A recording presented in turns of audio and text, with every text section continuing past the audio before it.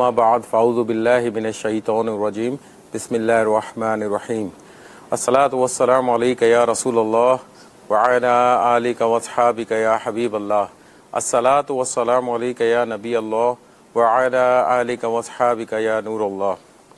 Madani channel के नाज़रीन, Madani clinic के अंदर आपको मरहबा कहते हैं। आज हम एक और टॉपिक आपके लिए लेकर आए हैं डिस्कस करने के लिए। वो मौसम की मुनासबत से है, क्योंकि बाबुल मदीना और मुल्क के बेशतर हिस्से और दुनिया की काफ़ी जगहों के ऊपर जो है गर्मी का सीज़न स्टार्ट हो गया है।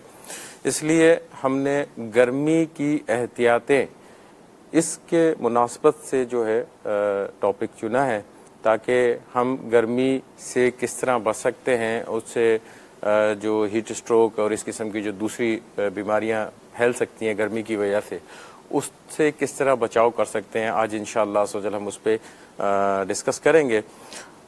गर्मी से बचना बहुत ज़रूरी है, क्योंकि गर्मी एक बड़ा लंबा सेशन होता है बिलखुसूस पाकिस्तान के अंदर, कि एक 8-9 महीने का सेशन होता है गर्मी का, और काफ़ी बड़ा पीक सीजन भी होता है। तो इसके अंदर ये है कि गर्मी की वजह से डिहाइड्रेशन यानी पानी की कमी वगैरह जो है जिस्म के अंदर काफ़ी ज़्यादा हो जाती है। और इसी तरह जो बिलखुसूस बाहर आउटडोर में लोग काम करने वाले हैं या आउटफील्ड के अंदर लोग काम करने वाले हैं, जैसे खेती बाड़ी करने वाले हैं, सड़कें बनाने वाले हैं, और इसी तरह लोहे ईंटें वगैरह या किसी इंडोर काम कर रहे हैं और ऐसी जगह पे काम कर रहे हैं जहाँ पे चूल्हे वगैरह का काम होता है या हीट का काम होता है, तो वहाँ पे क्या क्या एहतियातें करनी चाहिए, किस किस्म की चीज़ों को अपने आप को मेंटेन रखना चाहिए, ताकि आप इन चीज़ों से, हीट स्ट्रोक से या इनसे जो गर्मी की वजह से जो बीमारियाँ या जो परेशानियाँ हो सकती हैं उनसे हम बच सकें। इंशाअल्लाह ज़ोजल आज हम उस पर डिस्कस करेंगे। इसमें एक चीज़ ये मालूम करनी थी, जैसे गर्मी, जैसे अभी आपने जिक्र किया हीट स्ट्रोक का या सन स्ट्रोक का, क्या हीट स्ट्रोक का ताल्लुक जो होता है सिर्फ बाहर काम करने वालों से होता है, या जैसे जो घर के अंदर भी बैठे हैं या घर के एनवायरनमेंट में या ऑफिस एनवायरनमेंट में काम कर रहे हैं, इनको ये भी मुतासिर हो सकते हैं गर्मी से? देखें, हीट स्ट्रोक और सन स्ट्रोक में थोड़ा सा डिफरेंस करना ये तो एक डिफरेंस हो गया, दो अलग। अब जैसे गर्मी से मुतासिर होने के लिए जरूरी कि बाहर हो या घर के अंदर भी? घर के अंदर भी ये बिल्कुल घर के अंदर भी हो सकती है। देखें, एनवायरनमेंट यानी जो माहौल है आपका, उस पर बड़ा डिपेंड करता है कि आपका जो घर का माहौल है वो किस किस्म का है। आप बाज़ घर ऐसे होते हैं जिनमें ना ही, जैसे आजकल एयर कंडीशन का दौर है और उनके अंदर वेंटिलेशन अच्छी होती है। अगर आप साइड के एरियाज में चले जाएं, बड़े बड़े घर मिलेंगे, या आप रिमोट एरियाज के अंदर चले जाएं तो एक बड़ा घर मिलेगा, एक बड़ा कुशादा सा दालान भी मिलेगा, ये सारी चीज़ें मिलेंगी। लेकिन जब आप सिविलाइज्ड एरिया के अंदर आते हैं तो आपको फ्लैट्स नमूने की चीज़ें मिलती हैं। तो यहाँ पे जो है गर्मी का रुझान ज़्यादा हो सकता है, क्योंकि वहाँ पे प्रॉपर वेंटिलेशन बहुत कम होती है, क्योंकि एक से एक बिल्डिंगें जुड़ी हुई होती हैं और प्रॉपर तरीके से वेंटिलेट नहीं होता। वहाँ पे हीट स्ट्रोक होने के चांसेस ज़्यादा होते हैं एज़ कम्पेयर टू बाहर। अगर आप रिमोट एरियाज में जहाँ पे बड़े बड़े आपके मकान बने हुए हैं, यानी अगर खुली फजा है, गाँव खेतों के अंदर है, हालांकि वहाँ पे सन स्ट्रोक होने के चांसेस ज़्यादा होते हैं। तो ये एक बड़ा डिफरेंस हो जाता है इसके अंदर। अगर आप मिसाल के तौर पे घर के अंदर हैं और प्रॉपर वेंटिलेशन नहीं है, घर भी आपका अच्छा खासा बड़ा है, लेकिन उसके अंदर वेंटिलेशन नहीं है, हवा का अखराज सही तरीके से नहीं होता है, दोनों तरफ से नहीं होता है, तो उसमें बहुत ज़्यादा चांसेस होते हैं कि अंदर जो है ना हीट यानी ह्यूमिडिटी, और फिर बिलखुसूस हमारे, अगर हम बाबुल मदीना का तस्करा करें तो यहाँ पे ह्यूमिडिटी लेवल दूसरे शहरों के मुकाबले में काफ़ी ज़्यादा होता है। डॉक्टर साहब, इसमें तो ये तो अभी हम जैसे हीट स्ट्रोक या सन स्ट्रोक पे इंशाल्लाह अभी डिस्कस करेंगे, लेकिन अभी जैसे टेम्परेचर, आउटसाइड का टेम्परेचर, बाहर का माहौल का टेम्परेचर हाई हो गया, अब इस हाई टेम्परेचर का नॉर्मल जिस्म के ऊपर क्या क्या असरात हो रहे होते हैं, फिर इंसान में क्या क्या तब्दीलियाँ पैदा हो रही होती हैं? देखें, अल्लाह ताला ने हमारे जिस्म की साख्त जो है वो बड़ी खूबसूरत बनाई है। अब जैसे मौसम के एतबार से भी हमारा बॉडी जो है उसके ऊपर एक्शन करता है। अब जैसे मिसाल के तौर पे बाहर का मौसम है, काफ़ी गर्म हो गया है, 40-45 डिग्री से पे चला गया है वो आपका। अब हमारी बॉडी को बचाना किस चीज़ से, इसका एक ऑटोमेटिकली सिस्टम अल्लाह अज़्ज़वजल की तरफ से जो हमारी बॉडी में क्रिएट होता है, पसीना जिसको आप कहते हैं ना, वो पसीना बाहर निकलता है, वो आपके बॉडी के टेम्परेचर को मेंटेन रखता है, जो कि हमारा टेम्परेचर 37 है, 37 डिग्री सेंटीग्रेड है, तो वो उसको वो मेंटेन रखता है। अगर खुदा ना खास्ता वो पसीना निकलना नहीं आता है, बंद हो जाता है, तो वो आपके लिए एक प्रॉब्लम क्रिएट कर सकता है और फिर आप मुख्तलिफ बीमारियाँ जैसे हीट स्ट्रोक या सन स्ट्रोक, बिलखुसूस सन स्ट्रोक के अंदर ज़्यादा प्रॉब्लम में आ सकते हैं। तो इसमें जो पसीना आना होता है ये भी एक बहुत ज़रूरी होता है और ये हमारी बॉडी को टेम्परेचर को मेंटेन करने के लिए बहुत ज़रूरी होता है। डॉक्टर साहब इसका मतलब पसीना आना बेसिकली अल्लाह ताला की तरफ से एक नेमत है। पसीना आ रहा होता है, गर्मी होती है, टेम्परेचर हाई होता है, जिस्म में से पसीना आ रहा है जी, तो ये बॉडी टेम्परेचर हमारा नॉर्मल कर रहा है। जी बिल्कुल। इससे पसीना आ रहा है तो जिस्म के अंदर से पानी निकल रहा है, तो इसमें हमें सप्लीमेंट क्या करना होगा? देखें, जब पसीना ज़्यादा आता है आदमी को तो यानी कि जिस्म का पानी जो है ना वो खराज हो रहा है। सही। ठीक है। अब जैसे हम पहले काफ़ी सिलसिलों में इस चीज़ पे डिस्कस कर चुके हैं कि हमारे बॉडी का तकरीबन 70 से 80% जो है वो पानी से बना हुआ चीज़ है। अब एक चीज़ पानी जिस्म से निकल रहा है, एक जगह से पानी निकल रहा है और वो वहाँ चली उस पानी पे रहा है तो डेफिनेटली उसकी जो परफॉर्मेंस है, उसका काम करने का अंदाज है, उसमें कमी आ जाती है, ढीला पड़ जाता है, लेथार्जिक हो जाता है पेशेंट, उसको काम बिल्कुल गिर जाता है पेशेंट। तो अब उसको, हाँ बिल्कुल, उसको मेंटेन किस तरीके से करना है? मेंटेन ये करना है कि आपने रिहाइड्रेशन करनी है, अपने आप को पानी मुतवातिर पीते रहना है। अब जैसे मिसाल के तौर पे एक आदमी है, अब हम मुख्तलिफ सिलसिलों में बोलते हैं कि भाई इतना पानी पीना चाहिए, आपको इतना पानी पीना चाहिए, लेकिन ये वेरी करता है काम की नोयत के ऊपर। अगर आप किसी ऐसे एनवायरनमेंट में काम कर रहे हैं, किसी ऐसी जगह पे काम कर रहे हैं जहां जैसे एसी वगैरह लगे हुए हैं, ऐसे ऑफिस के अंदर काम कर रहे हैं, तो वहां पानी की रिक्वायरमेंट आपकी एज कम्पेयर टू उससे ज्यादा होगी, कम होगी जो सड़क पे काम कर रहा है या आउटडोर में काम कर रहा है। ठीक है ना? तो यहाँ पर आपने इस चीज को जो है फिर आगे पानी ज्यादा से ज्यादा इस्तेमाल करना है आपने, ताकि आपकी पानी की मिकदार बॉडी के अंदर पूरी होती रहे। अगर वो पानी की मिकदार पूरी नहीं होगी तो अल्टीमेटली आप डिहाइड्रेशन की तरफ चले जाएंगे, पानी की कमी की तरफ चले जाएंगे।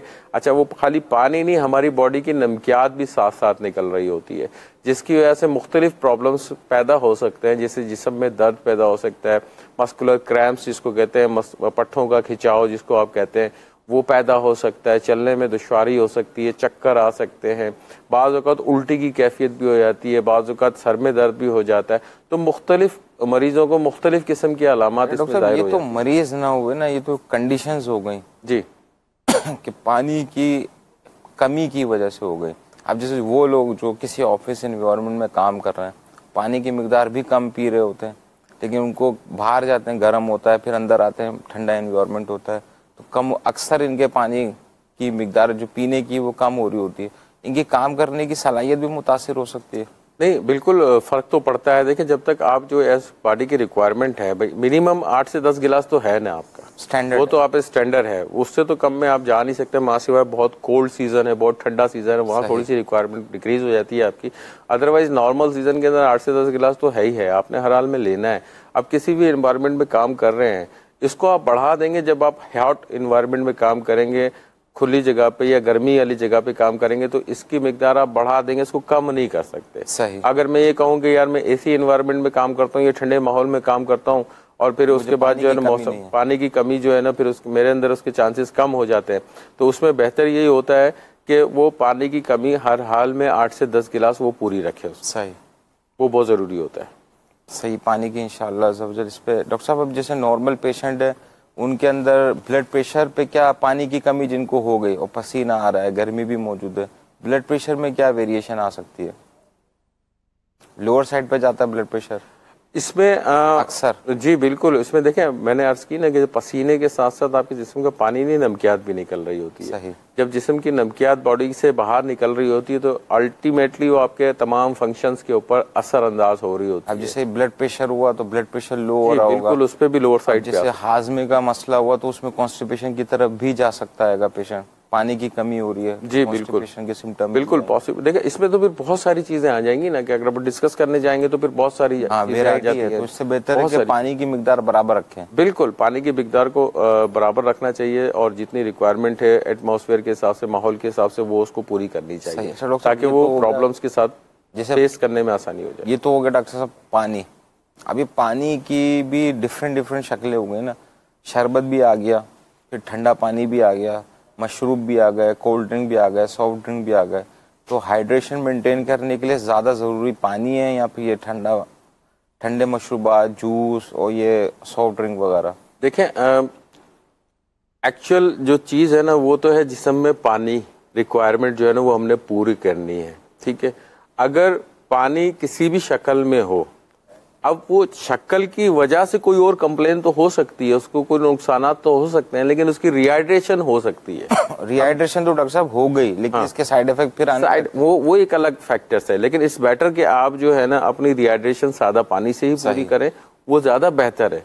लेकिन इन केस अगर फर्ज करें सादा पानी अवेलेबल नहीं होता है, लेकिन रिहाइड्रेशन बहरहाल पूरी करनी जरूरी होती है। सही। वो साइड इफेक्ट्स हैं अपनी जगह पे, तमाम चीजों के भी हैं, जैसे कोल्ड ड्रिंक्स हैं या कोई भी एनर्जी ड्रिंक्स वगैरह होते हैं, उनके अपने नुकसान अपनी जगह पे मौजूद हैं। लेकिन वो बेसिकली लिक्विड शक्ल में होते हैं, तो वो रिहाइड्रेट करने में मदद देते हैं आपको, तो ये फायदा। कॉम्प्लिकेशंस भी आ रही होती हैं। अब जैसे पानी भी है, अब अक्सर गर्मी जैसी शुरू होती है तो बर्फ की जो बिकने का है वो रेट बढ़ जाता है। सही, तो बर्फ का बिल्कुल ठंडा यख पानी पीना कैसा?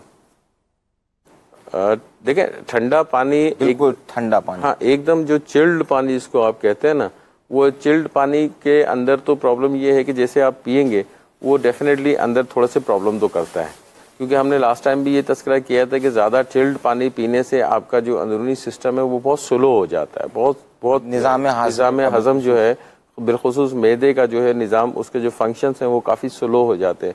तो उसके अंदर आपको जो है जो डाइजेशन का अमल है उसमें काफ़ी प्रॉब्लम्स हो जाती हैं, उसमें फिर गैस ट्रबल का भी सिलसिला शुरू हो जाता है, फिर दूसरे मसले मसाइल भी शुरू हो जाते हैं।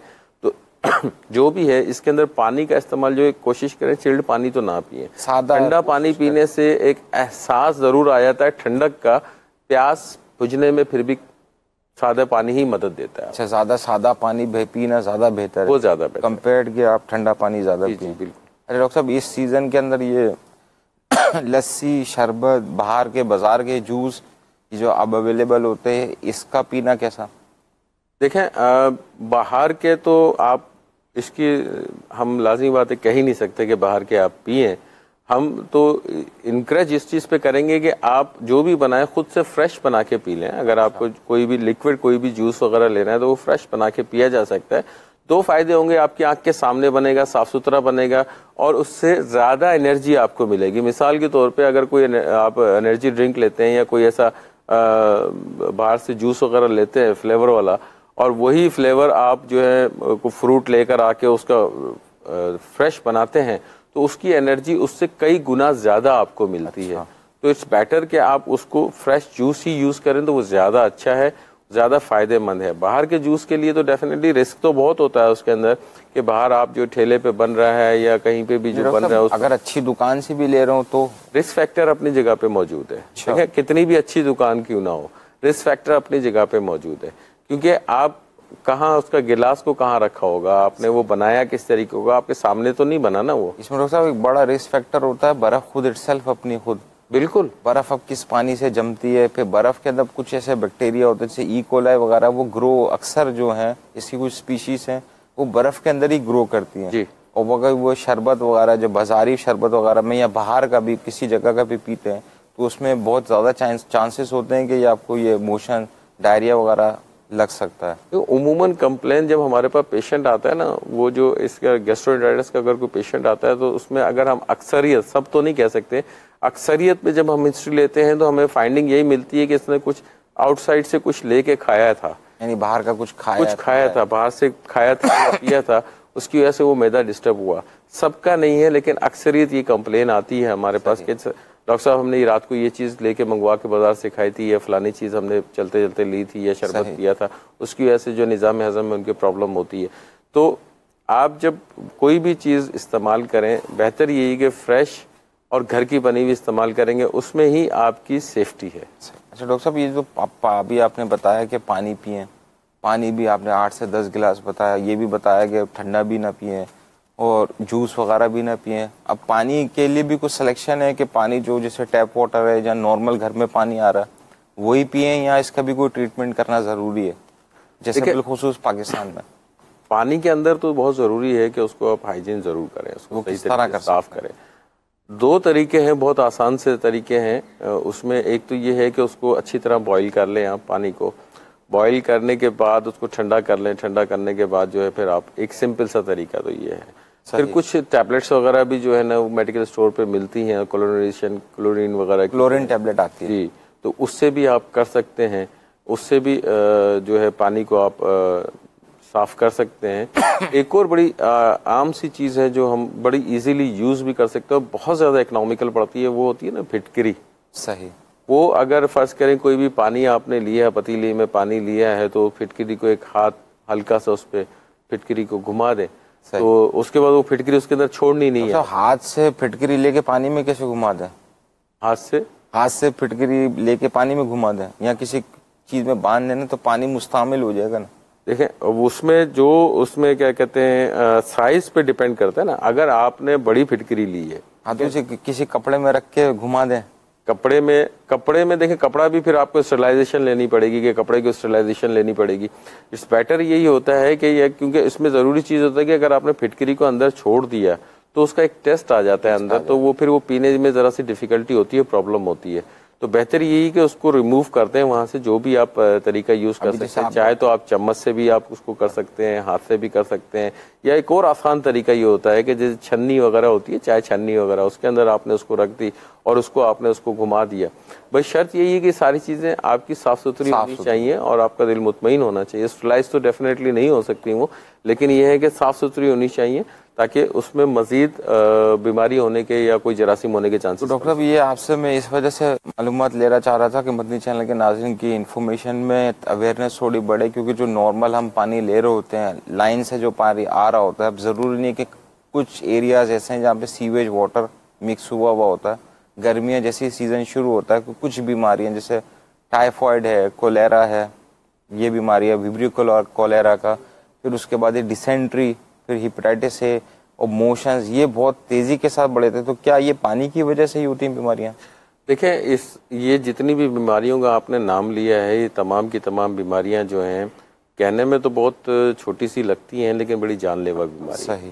बड़े नुकसानात इनके मौजूद हैं। बिलखुसूस अगर किसी एक को हाईलाइट ना कर सकें तो फिर भी तमाम बीमारियों के अपने ज्यादा नुकसान और एक पीक के ऊपर है। इनका सोर्स तो एक पानी है, सोर्स वही है इनका कि पानी के जरिए ही हो रहा है। अब एक टाइफाइड है, कॉलरा है, डिसेंट्री है, मतलब जो दस्तों की बीमारी है या पेचिश की बीमारी है या आपकी पेट की बीमारियां हैं। ये पेट की बीमारियां अगर आप लेते हैं तो पेट की तमाम बीमारियों में अक्सरियत में ज्यादातर प्रॉब्लम पानी की वजह से। ठीक है, तो आप पानी को बेहतर करके पेट की बहुत सारी बीमारियों से बच सकते हैं। अरे डॉक्टर साहब, ये तो सलमान भाई कुछ कॉल्स हैं, अगर आप कॉल दे दीजिएगा जरा।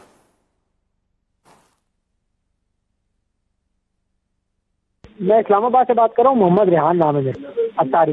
मैंने तो डॉक्टर साहब से पूछ रहा था, मुझे ना पेट में प्रॉब्लम रहती है ना, बुखार नहीं है, वैसे कोई और प्रॉब्लम नहीं है पेट में। सर फर्स्ट में जो मैं वॉशरूम जाता हूँ सुबह में तो वो ठीक होता है, बाद में मुझे ना रेशा सा इस तरह महसूस होता है, आता है। तो वो पूछना था कि क्या इसमें सामने का भी हमेशा से प्रॉब्लम रहता है, भूख भी सही करके नहीं लगती है और इस तरह के सारे मामले पेट से मुतल्लिक।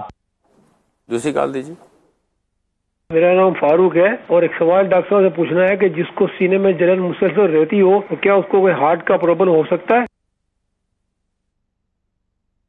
जी, दूसरी कॉल दीजिए। मेरा नाम मोहम्मद वकार अली है, जिला आफताबाद से बात कर रहा हूँ। मुझे हड्डियों का प्रॉब्लम है, जब दौड़ लगाता हूँ ना, भाग के काम करना था दुकान पे, तो हड्डियाँ दर्द करती हैं।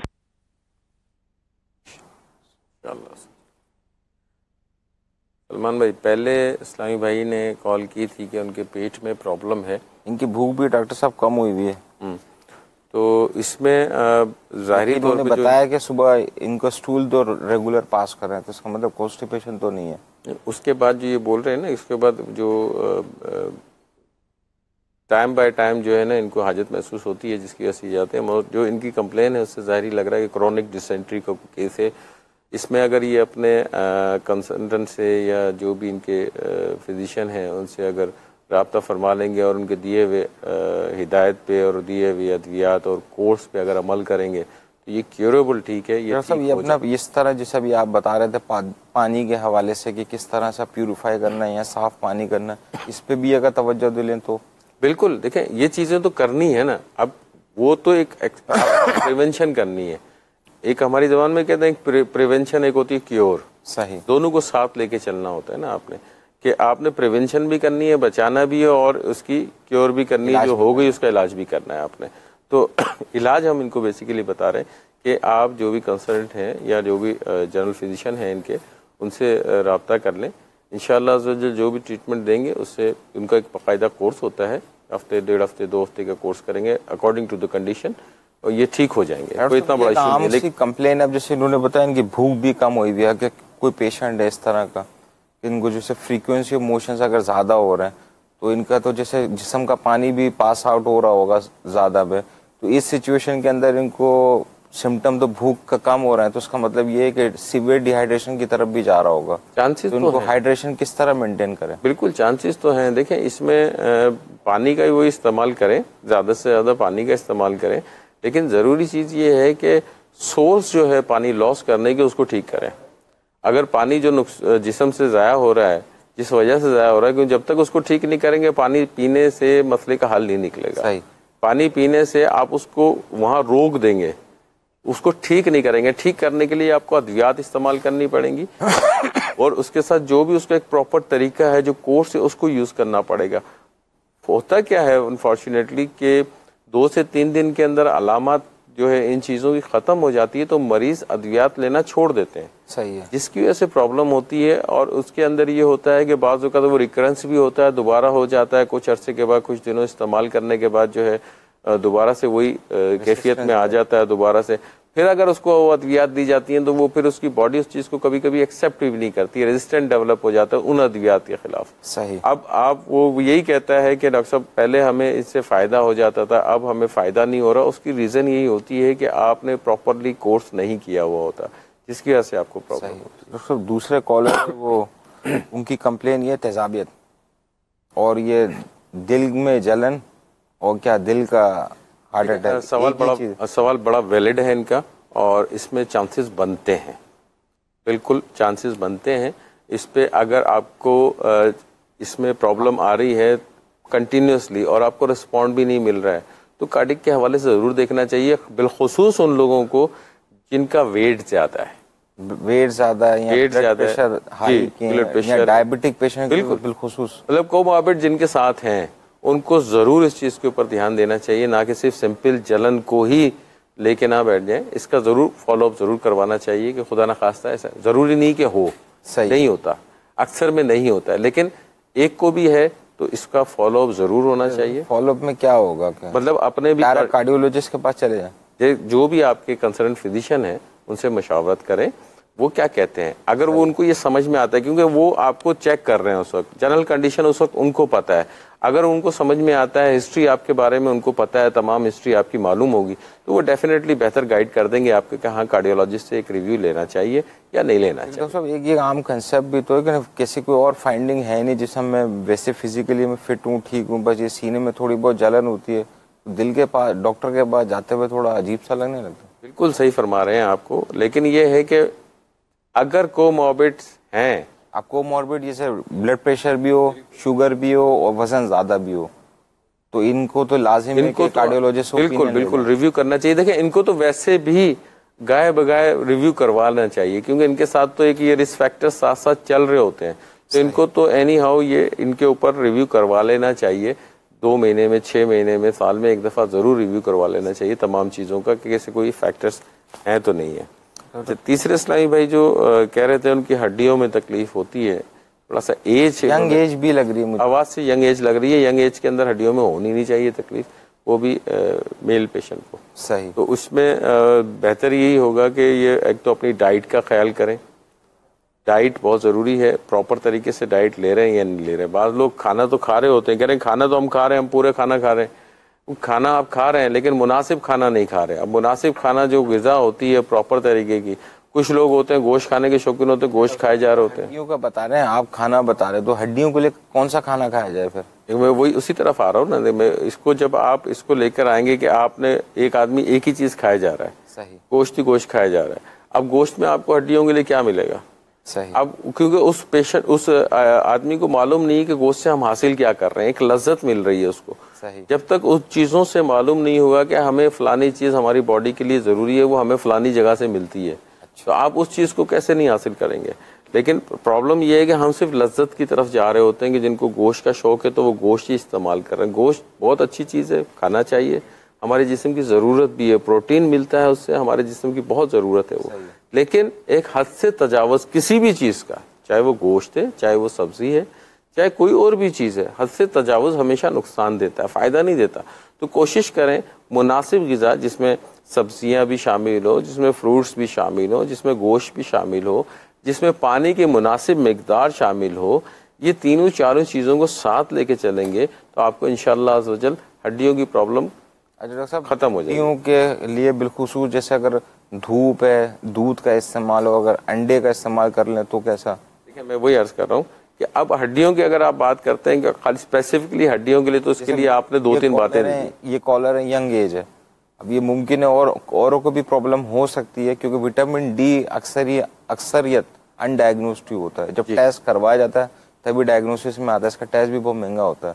तो वैसे सपोर्टिवली मैनेजमेंट क्या हो सकती है और प्रिवेंटिव मेजर्स क्या कर सकते हैं? देखिए अगर विटामिन डी डेफिशिएंसी की तरफ जाते हैं तो एक बड़ी तादाद जो है हमें इसमें मतलब मिलती है कि हमें तकरीबन अगर उसमें जाते हैं तो आपको तकरीबन हर दूसरे तीसरे मरीज में विटामिन डी की डेफिशिएंसी मिल जाती है। ठीक है, अब उसके अंदर दो चीज़ें हैं, या तो क्योंकि विटामिन डी आप ले रहे हैं, आपने ले लिया, आपने एक स्टार्ट ले लिया, आपको फ़ायदा हो गया तो आप उसको कंटिन्यू करेंगे, लेकिन कब तक?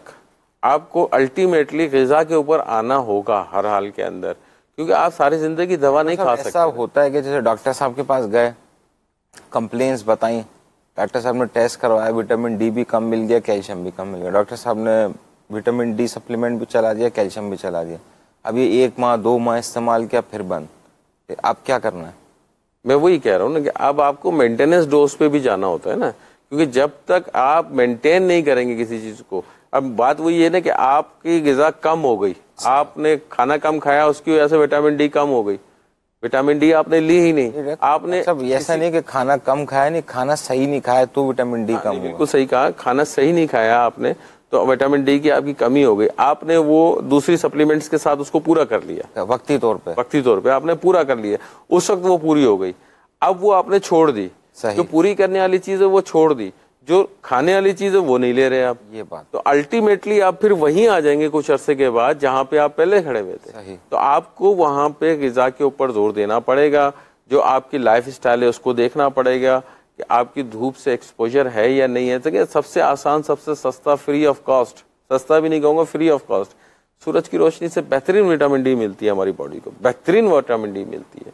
लेकिन इसमें इम्पॉर्टेंट चीज़ क्या होती है? इम्पॉर्टेंट चीज़, जो सबसे इम्पॉर्टेंट चीज़ होती है वो होता है हमारे कपड़ों का कलर, क्योंकि अगर आपने डार्क कलर के कपड़े पहन रखे हैं तो शायद आपको वो सूरज की रोशनी से वो फायदा हासिल ना हो जो एक लाइट कलर के कपड़े से होगा। डॉक्टर साहब आपका कहने का मतलब है कि सफेद कपड़े पहन के रखें? सफेद तो खैर मदीना सफेद पहन ले तो उससे अच्छा तो कलर है कोई नहीं ना, सही, लेकिन लाइट कलर होगा वो आपके लिए ज्यादा फायदेमंद। कपड़े तो अगर सफेद पहन लिए तो कोई फिटेड पहने या लूज भी पहने? देखिए गर्मी का मौसम में लूज कपड़े तो डेफिनेटली पहनने चाहिए। फिट कपड़े में 2-3 इश्यूज भी होते हैं, दूसरे मसाइल भी होते हैं, बाज़ औक़ात प्रॉब्लम्स भी आ जाती हैं। मेडिकली में वही अर्ज करता हूँ, मेडिकली प्रॉब्लम्स भी आ जाती हैं, टाइट कपड़े पहने हुए होते हैं उनमें तो मसाइल खड़े हो जाते हैं। तो बेहतर यही है कि जो लूज बॉडी को रिलैक्स रखें इस किस्म का आपको कपड़े पहनने चाहिए। लाइट कलर का भी पहने। सही। कॉल्स हैं क्या? खलील भाई आप इस सिलसिले में कुछ आज अर्ज करेंगे? सल्लल्लाहु अलल हबीब सल्लल्लाहु अलैहि वसल्लम। ये हड्डियों के हवाले से कॉल थी कि हड्डियों में दर्द होता है, तो इसके हवाले से एक घरेलू इलाज इनको अर्ज़ कर देते हैं कि एक तो ये है कि दूध के अंदर जो है कुछ मुख्तसर जैसे चुटकी भर हल्दी जो है या आधी चम्मच जो है हल्दी जो है अपने दूध के अंदर रात को गर्म दूध में डालकर जो इस्तेमाल करें, तो इससे जो है इंशाअल्लाह अज़्ज़ व जल हड्डियों में जो ये कमज़ोरी बता रहे हैं कि थकन हो जाती है, कुछ काम करते हैं तो इंशाअल्लाह बेहतर हो जाएगी। मज़ीद ये है कि धूप का जैसे डॉक्टर साहब ने फरमाया तो ये भी ज़रूरी है, और इसके साथ साथ एक घरेलू इलाज आप चाहें तो लिख लें। इसके अंदर 4-5 जड़ी बूटियाँ हैं, तो ये अगर इस्तेमाल किया जाए तो इंशाअल्लाह अज़्ज़ व जल जिस्मानी दर्द हो, हड्डियों में हो, ख़्वा कहीं भी हो, इंशाअल्लाह अज़्ज़ व जल ये दर्दों में, आपके जिस्मानी दर्दों में इंशाअल्लाह फ़ायदा करेगा। इसमें एक चीज़ है सौंठ। इसे जंजबील भी कहते हैं, सौंठ यानी कि खुश्क अदरक।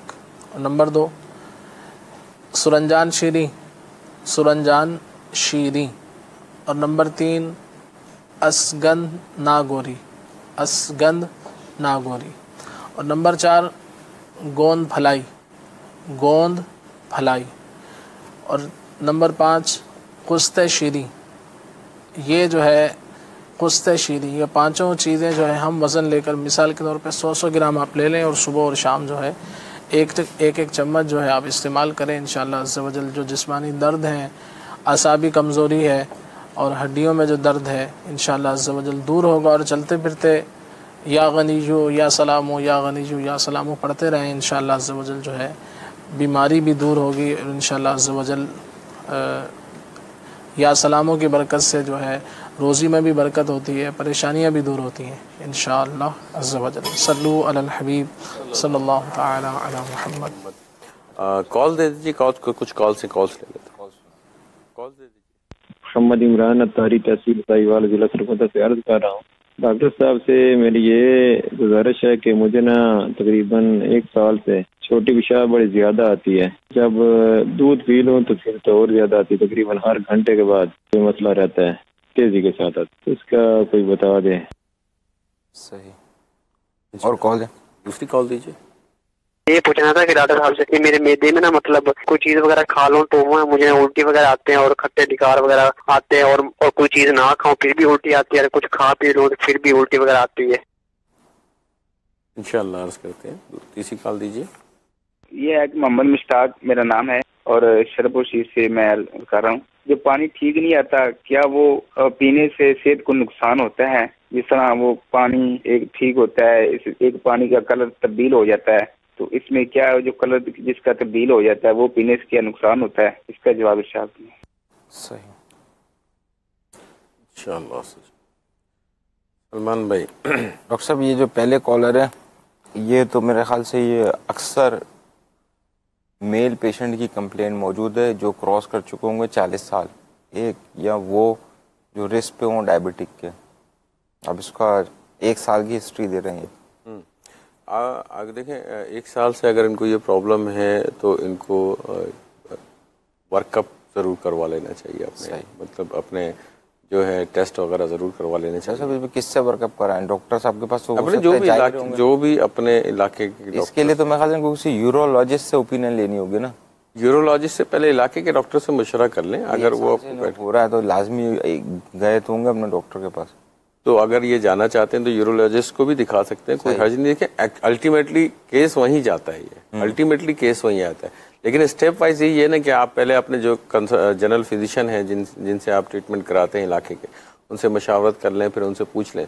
डेफिनेटली अगर ये ट्रीटमेंट करवा रहे हैं तो उन्होंने सवाल भी पूछा होगा, कई दफ़ा जवाब भी दिया होगा क्या करना है क्या नहीं करना है।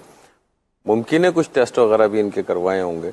अगर उन टेस्टों में भी कोई ऐसी चीज़ नहीं आ रही है, वर्कअप किया हुआ है, कोई टेस्टों में नहीं आ रही है, बिल्कुल मोस्ट कॉमन गुदूद का अगर प्रॉब्लम हो रही होती है, अगर वो क्लियर है तो फिर देखें, एक तो डायबिटीज़ पेशेंट होता है, शुगर के मरीज होते हैं, उनमें ये शिकायत होती है। अगर आप जैसे आपने एज फैक्टर्स के हिसाब से बात की, तो अगर उस एज के हैं ये, तो फिर ये है कि उनके गुदूद के मसाइल भी हो सकते हैं। वो तो फिर और फिर हाँ बिल्कुल। तीसरा फिर मतलब किडनी और गुर्दे और मसाने से रिलेटेड मसाइल होंगे। सही। जो भी मसला होगा गुर्दे और मसाने से रिलेटेड मसला होगा, और गुर्दे और मसाने से रिलेटेड जो अगर हटके होगा तो वो होगा शुगर का मसला। सही। तो बेहतर ये है कि अगर आप अभी तक आपने यूरोलॉजिस्ट को नहीं दिखाया या किसी भी डॉक्टर को नहीं दिखाया, तो पहले अपने जनरल कंसल्टेंट फिजिशियन जो भी हैं आपके, उनसे मशावरत कर लें, मशवरा कर लें, और उसके बाद किसी यूरोलॉजिस्ट यानी गुर्दे के स्पेशलिस्ट डॉक्टर को चेक करें। इसका थोड़ा रूल आउट ये भी बनता है, जैसे जिनको फ्रीक्वेंट यूरिनेशन है, बार बार पेशाब आने की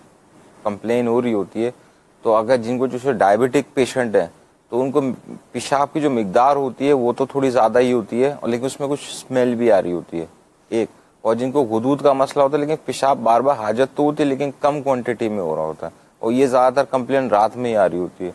तो ये डिफरेंशियल के लिए थोड़ा, हाँ बिल्कुल, ये फ़र्क करने के लिए फिर एज फैक्टर भी एक बहुत बड़ा फ़र्क होता है कि अगर आप, मुझे लग रही थोड़ी जायद है। हाँ तो, अब ये जिस एज से भी है इनका ताल्लुक, उसमें ये है कि उसको देख लें। अगर ये 50 से ऊपर हैं, 45-50 से ऊपर 50 से ऊपर है तो उनका तो प्रोटोकॉल के हिसाब से अपना चेकअप करा लेना बिल्कुल चाहिए। फिर तो चेकअप होना चाहिए 100%। इनका एक अल्ट्रासाउंड भी होना चाहिए मसाने का, और इनका जो है पेशाब के टेस्ट भी होने चाहिए, और उसके बाद यूरोलॉजिस्ट एक रिव्यू होना चाहिए, दिखाना चाहिए, मसले का हल निकल सकता है और उसके साथ साथ अपना शुगर भी चेक करवा दें। बिल्कुल, वो लाजिम आता है, जब आप कंसल्टेंट के पास जाएंगे तो वो सारी चीजें इसका रिव्यू कर लेगा। दूसरे कॉलर है, इनको उल्टी की शिकायत हो रही है खाने के साथ साथ। बेसिकली जो भी इन्होंने कंप्लेन बताई हैं वो मैदे से रिलेटेड हैं, तमाम की तमाम जो है ना मैदे की बीमारियां हैं।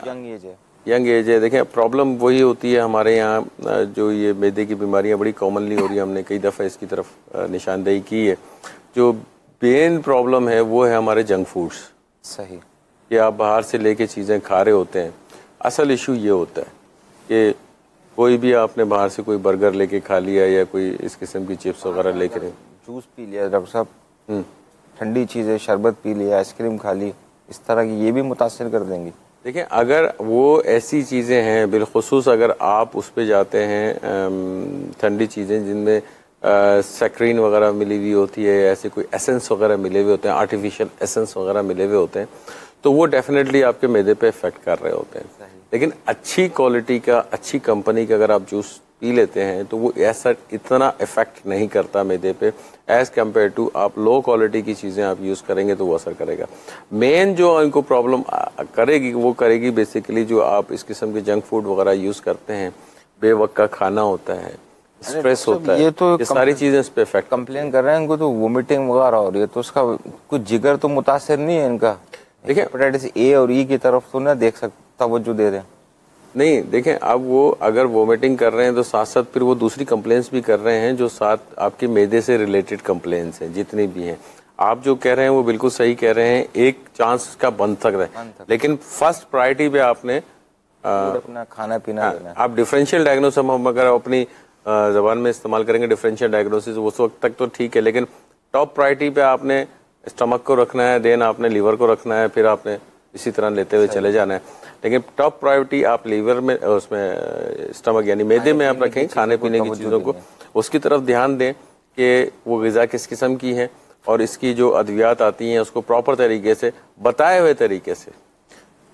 प्रॉब्लम वहीं आ रही है कि हमारे यहाँ पेशेंट जो है वो प्रॉपर अमल नहीं करता, डॉक्टर को प्रॉपर विजिट नहीं करा, प्रॉपर विजिट नहीं करता, उसकी प्रॉपर अमल नहीं करता, बस वो इसमें रहते हैं कि यार मैं दवा खाऊं और यूं ठीक हो जाऊं। अच्छा, ये आसान नहीं होता है। एक्सपेक्टेशन डॉक्टर के पास आते हैं ना, बड़ी लेकर आते हैं ना कि यार मैं डॉक्टर साहब के पास जा रहा हूँ तो मैं पता नहीं एकदम बिल्कुल खड़ा हो जाऊंगा। अब ऐसी एक्सपेक्टेशन जब आप लेके जाते हैं तो यहाँ पे मेल प्रैक्टिस भी स्टार्ट हो जाती है। सही, ये आपको आइडिया है इस चीज। जब तक कि हम प्रिस्क्रिप्शन लिखे नहीं तो मरीज भी तो मुतमईन नहीं होता। नहीं, वो बात आपकी सही है, मरीज तो मुतमईन ठीक होने के बाद होगा ना, क्योंकि आपने उसको अद्वियात उसको ठीक करने के लिए देनी है ना। अगर आप डॉक्टर साहब के पास कोई मरीज आता है, अगर आप बोल दें कि आपको कोई मसला नहीं, आप परहेज करें, तो फिर मरीज क्यों आएगा डॉक्टर के पास? देखें, परहेज किस चीज का करवाएंगे आप, किस चीज का परहेज करवाएंगे, खाने पीने क्यों करवाएंगे? जैसे आजकल तो डॉक्टर साहब ये प्रैक्टिस में है कि कोई अक्सर जो डॉक्टर जो इतने मेरे तजुर्बे में ये ब्रीफ नहीं कर रहे होते, एहतियात है कि किसी को कोई प्रॉब्लम है, तो जैसे अल्सर की प्रॉब्लम है, जैसे इस तरह के यंग पेशेंट हैं, इनको खाने पीने की एहतियातें बताई नहीं जा रही होती। मेडिसिन तो प्रिस्क्रिप्शन के ऊपर मौजूद होती हैं। देखिए एक चीज मैं अर्ज करता चलूं कि मरीज के बिहाफ पे फेलियर है या डॉक्टर साहब के बिहाफ पे फेलियर? आप दोनों तरफ से कह सकते हैं। तो मरीज भी तो नहीं पूछ रहा होता ना। मैं इसका जवाब दे देता हूँ, इसमें दोनों तरफ से कह सकते हैं। उसकी रीजन ये है कि कुछ डॉक्टर्स की गलती है, और आजकल इतना मीडिया का दौर है, इतनी ज्यादा मतलब आप सोशल मीडिया का दौर है कि इसके अंदर कोई चीज छुपी भी नहीं होती। आप एक बटन दबाएं, आपको तमाम की तमाम चीजें, सारी की सारी चीजें सामने आ जाती हैं। इन्फॉर्मेशन होती है कि आप हर एक को वो इन्फॉर्मेशन अपनी मालूम नहीं होती। अब जैसे अल्सर अगर कोई टाइप कर दे इंटरनेट के ऊपर तो उसका बहुत सारा डेटा आना शुरू हो जाएगा। अब ये खुद कैसे डायग्नोज करेगा मरीज के मुझे अल्सर ही हुआ या गैस्ट्राइटिस? वो उसका काम ही नहीं है ना, मरीज का काम ही नहीं है डायग्नोज करना। मरीज तो सिर्फ ये देखेगा कि यार ये चीज मेरे को डॉक्टर ने बताई है, ठीक है, और ये चीज है, तो उसको देख रहा है उसको कि मेरे में ये फाइंडिंग्स मिलती हैं, तो वो उसके अंदर डॉक्टर से जाकर रुजू कर ले कि डॉक्टर साहब ये चीजें मिल रही हैं, क्या ऐसी पॉसिबिलिटी तो नहीं है, खुदा ना खास्ता। अब वो खुद से अगर डायग्नोज करके उसका ट्रीटमेंट कर लेगा तो वो उसके लिए नुकसानदेह होगा। हाँ, वो पढ़ने की हद तक ठीक है, नॉलेज की हद तक ठीक है, लेकिन उसको इम्प्लीमेंट अपने ऊपर कर लेना ये अक्लमंदी नहीं है। तो साहब अक्सर जो कंसेप्ट है ना ये बिलखुसूस न्यूरोलॉजी में और साइकेट्री के अंदर जिसे जितनी भी बीमारियां लिखी हुई होती है ना उसके कुछ ना कुछ सिम्टम हर एक में मिल रहे होते हैं जी। तो उसके स्टार्ट में लिखा हुआ होता है कि जरूरी नहीं कि ये फाइंडिंग्स आपके अंदर मिल रही हो, इसके भी सबके ड्यूरेशंस होते हैं जी। अभी किसी को हार्टबर्न जलन मिल रही है तो जलन मिलना तो बहुत सारी सिचुएशन में मिल सकती है, इसकी हिस्ट्री भी होती है, हिस्ट्री वो सिर्फ डॉक्टर ही ले सकता है जी। सही है ना? आपने बिल्कुल सही कहा। देखें अब बात वहीं आ गई ना, जैसे अभी कॉल आई थी दिल के हवाले से कि सीने में जलन होती है जी, वो हार्ट बर्न से लिंक करता है, वो लिंक कर रहा है ना उससे। अब जरूरी नहीं हर पेशेंट में ये कंप्लेन हो, ये एक कंप्लेन हो सकती है, यही कंप्लेन नहीं हो सकती है। सही। तो इस पे ध्यान दें, जरूरी नहीं है कि जो चीज दूसरे को हो रही है वो चीज अगर आप महसूस कर रहे हैं तो आपको भी खुदा ना खास्ता वही बीमारी है जो दूसरे को है। उमूमी तौर पर लोगों में सोच ये पैदा हो जाती है। पेशेंट के बिहाफ पे पेशेंट्स को करना ये चाहिए कि डॉक्टर साहिबान से पूछ लेना चाहिए कि किन किन चीजों का हम परहेज करें। जी बिल्कुल, देखें ये तो पेशेंट का राइट है और जब आप पूछेंगे तो डॉक्टर बताएगा भी। उमूमी तौर पे डॉक्टर बता भी देते हैं। देखिए सब कुछ डॉक्टर ऐसे बोलते हैं खाओ सब कुछ खाओ, कोई मना ही नहीं है। वो डिपेंड करता है ना कंडीशन के ऊपर। अब जरूरी नहीं है, देखें अगर किसी को पेप्टिक अल्सर डेवलप हुआ है तो मैं नहीं समझता कि कोई डॉक्टर उसको बोलेगा या सब कुछ खाओ। वो कुछ ना कुछ प्रिकॉशन जरूर बताएगा, साथ में दवा भी देगा। दवा किस चीज की देगा? जो चीज उसको डैमेज कर चुकी है उसको ठीक करना है। सही। और एहतियात उस चीज की बताएगा मजीद डैमेज होने से बचाने के। आपने ठीक तो कर दिया लेकिन आपने साथ में परहेज भी नहीं किया तो फिर वो मजीद डैमेज होगा, वो ठीक होने में प्रॉब्लम करेगा। सही। तो इंशाल्लाह इसके ऊपर मजीद बात करते हैं। कुछ कॉल्स हैं, कुछ कॉल्स ले लें। एक कॉल डॉक्टर साहब ये भी रह गए। अच्छा, पानी इन्होंने वही जो पानी का कलर तब्दील हुआ है तो इसका पीना कैसा? इस पे तो अगर खलील भाई कुछ इस पे मदनी फूल देने पानी के हवाले से, पानी पीने मेडिकली हम बता देंगे, आप उसके हवाले से अगर बता दें पानी का कलर पानी किस तरह पीना चाहिए उसको, मतलब आप किस तरह कलर अगर चेंज होगा तो पीना चाहिए या नहीं पीना चाहिए?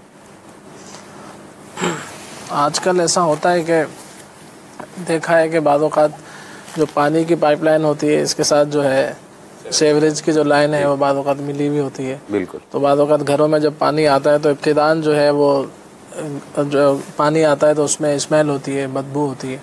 तो इसको जब पानी आए तो हमें ये एहतियात कर लेनी चाहिए कि आया कि पानी साफ़ आ रहा है या कैसा आ रहा है।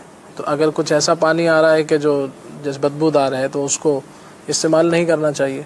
बाद औक़ात ऐसा होता है कि वो आ रहा है और टैंक के अंदर जैसे वो उसका नल खुला हुआ है, वो सारे गंदे पानी या आपस में इस तरह मिक्स हो जाते हैं। बहरहाल ये है कि आम जो पानी होता है जैसे हम कहें कि ये वाकई साफ़ पानी है तो उसको इस्तेमाल करना चाहिए, और जहाँ शक हो तो उसको जो है आप किसी दूसरे इस्तेमाल में ले सकते हैं। मगर ये है कि पानी को जो है होगा शक कैसे पता चलेगा? शक जैसे पानी को भर के रख लिया हमने, उबाल लेने से 8-10 बोतलें भर ली, अब 8-10 बोतल भरने के बाद शक हो गया तो क्या करना है?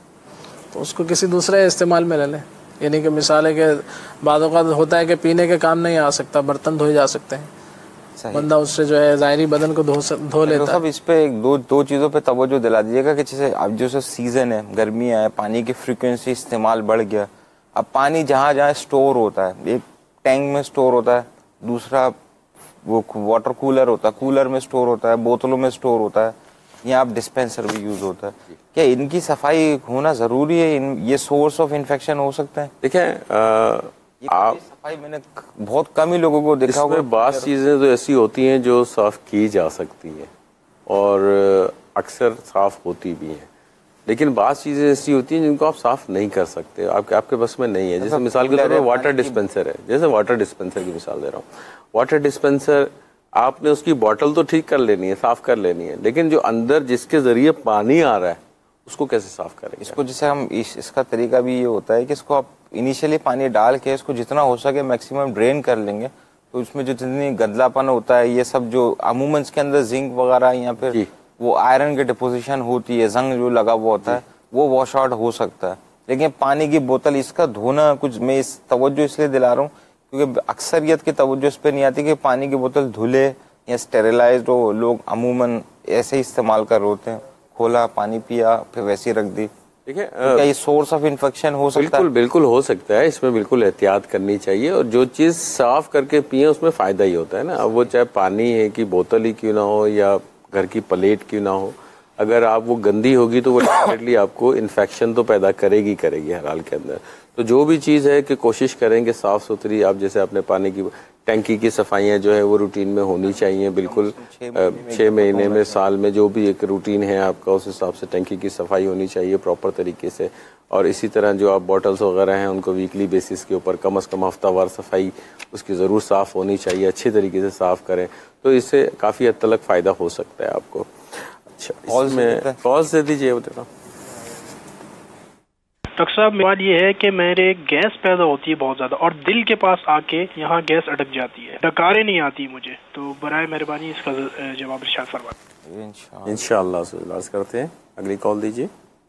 डॉक्टर साहब, आपकी खिदमत में अर्ज है कि मौसम गर्मा की एहतियातों के हवाले से मौजू है। तो अब चूंकि पंजाब में भी अब गर्मी का सिलसिला शुरू हो चुका है, तो एकदम पंखे के नीचे सोना और फिर एसी का इस्तेमाल एकदम कर देना, ठंडे पानी का, मशरूबात का, और भी कई अवामिल हैं। तो डॉक्टर साहब ये भी एहतियात फरमाइए कि एकदम ठंडे पानी से जो नहाने की कैफियत है, कि अभी भी नीम गर्म पानी से नहाना चाहिए कि जब तक मौसम जो है मुकम्मल अपने उस रूप में ना आ जाए जैसा कि मौसम गर्मा की एक कैफियत होती है। इंशाअल्लाह तो अर्ज करते हैं। अगली कॉल दीजिए। मेरा सवाल अर्ज ये है कि मैं भट्टी का काम करता हूँ। सुबह उठकर और दोपहर को भी मुझे भूख नहीं लगती, यानी कि गर्मी की वजह से। आगे गर्म मौसम रमजान शरीफ भी आ रहा है, तो जिसकी वजह से रमजान शरीफ के पूरे रोजे भी रखने हैं, तो जिसकी वजह से मेरे ना कमजोरी वगैरह मैं फील करता हूँ। तो इसका कोई इलाज बता दें, बहुत शुक्रिया, जज़ाकल्लाह। इंशाअल्लाह अर्ज करते हैं। और कॉल है आपके पास? दीजिएगा कॉल। कारी साहब, गैस के बारे में थोड़ा सा बताएं ना, इसके बारे में कौन सी खुराक खाएं तो इसका आराम आ जाएगा इंशाअल्लाह। डॉक्टर साहब ये 2 कॉलर हैं, एक कॉल और है, जरा एक कॉल और ले लें। अभी जो 5 चीजें बताई, सौंठ, सुलंजात शीरी, गोंद फलाई, कुश्तशीरी, क्या ये फिर से बता सकते हैं? जज़ाकल्लाहु खैरा। इंशाअल्लाह अर्ज करते हैं। इसमें मेरे ख्याल में खलील भाई अगर आप आखिरी कॉल का जवाब दे दें। इसमें नंबर 1 असगन नागोरी, नंबर 2 गोंद भलाई, नंबर 3 कुश्ते शीरी, और नंबर 4 सुरंजान शीरी, और नंबर 5 सौंठ। ये 5 चीज़ें, ये 5 चीज़ें हैं, इसको इस्तेमाल किया जाए। और गैस के हवाले से भी अभी आप दे दें, कॉल आई थी, तो गैस के हवाले से ये है कि अगर जब भी आप खाना खाएं तो हो सके तो कुछ अदरक जो है उसको छोटा छोटा काट कर और उस पर जो है काला नमक, काली मिर्च जो है मुनासिब मिकदार में छिड़क कर जो है इसको फिर आप सलाद की तरह इसको आप इस्तेमाल करें, तो इंशाअल्लाह अज़्ज़ा वजल इससे जो है भूख में भी इजाफ़ा होगा और जो है गैस वगैरह जो बनती है जैसे, तो इंशाअल्लाह उसमें भी आपको फ़ायदा होगा।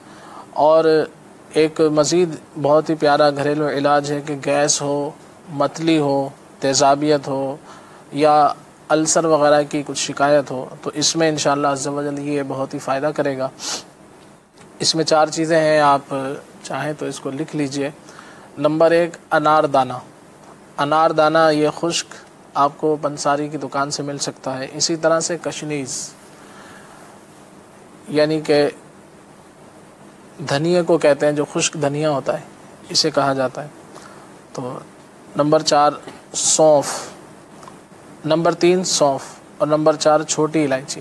दोबारा समात फरमा लें, अनारदाना और कशनीज़ यानी कि धनिया, और नंबर 3 सौंफ और नंबर 4 छोटी इलायची।